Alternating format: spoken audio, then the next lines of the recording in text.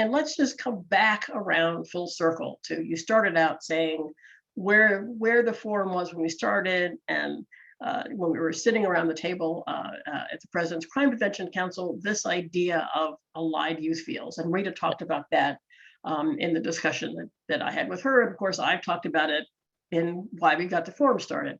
So as you think about the tools in your current toolkit with your team, how do you use those tools to advance us toward this idea of allied youth fields? And is there anything that feels absolutely pressing to do right now as the American Rescue Plan dollars are coming forth? Are there any sort of short-term goals that you have that you see meeting everybody where they are, but sort of pushing forward in some really specific ways? Yeah, so a couple things, because I know we're short on time. When I was growing up in this movement, there's a National Collaboration for Youth that had this Washington policy group that brought together organizations, and the first policy that was successful in passing, the Federal Youth Coordination Act, was done by that collaboration of people working forward. So I saw how you could get 5, 8 people from across organizations working together can pass federal legislation.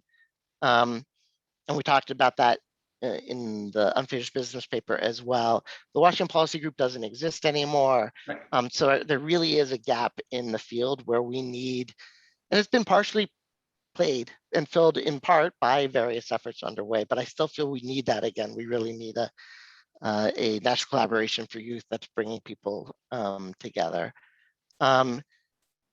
What is happening right now with the COVID legislation is like off the charts amount of funding, the likes of which we'll probably never see again. I'm pretty old by now and haven't seen anything like it.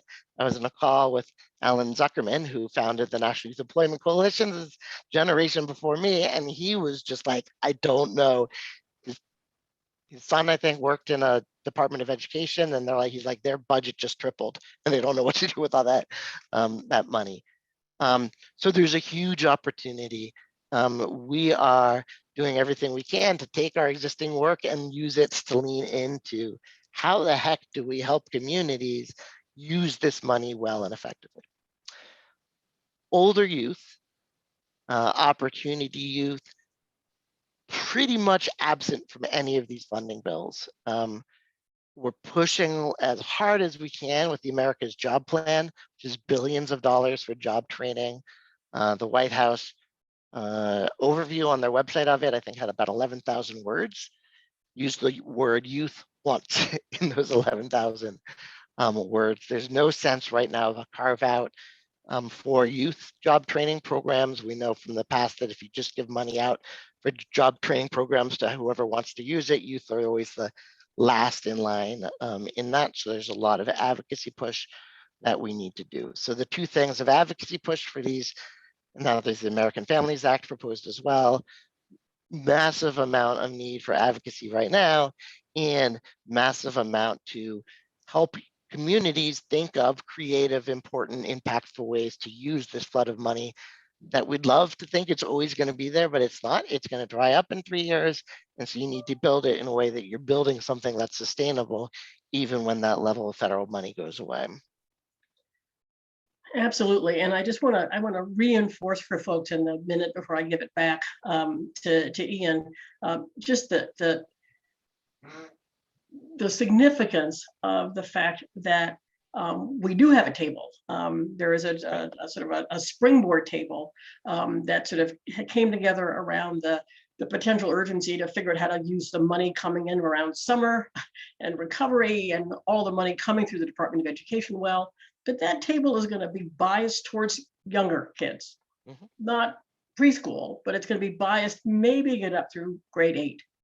Just because the tension that we have to sort of push towards really looking at school and looking at sort of elementary and early secondary grades.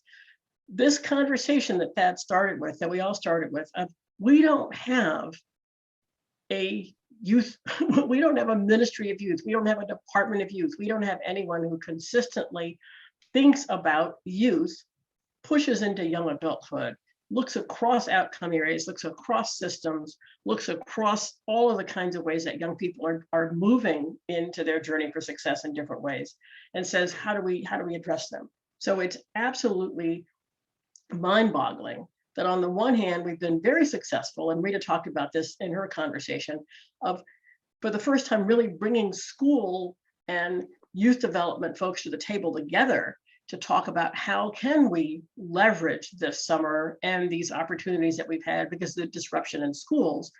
But we haven't been successful at having a broader conversation about those older adolescents and young adults. That continues to be one of the places where we'll give ourselves A for effort, but D for success, in really being able to get that stuff.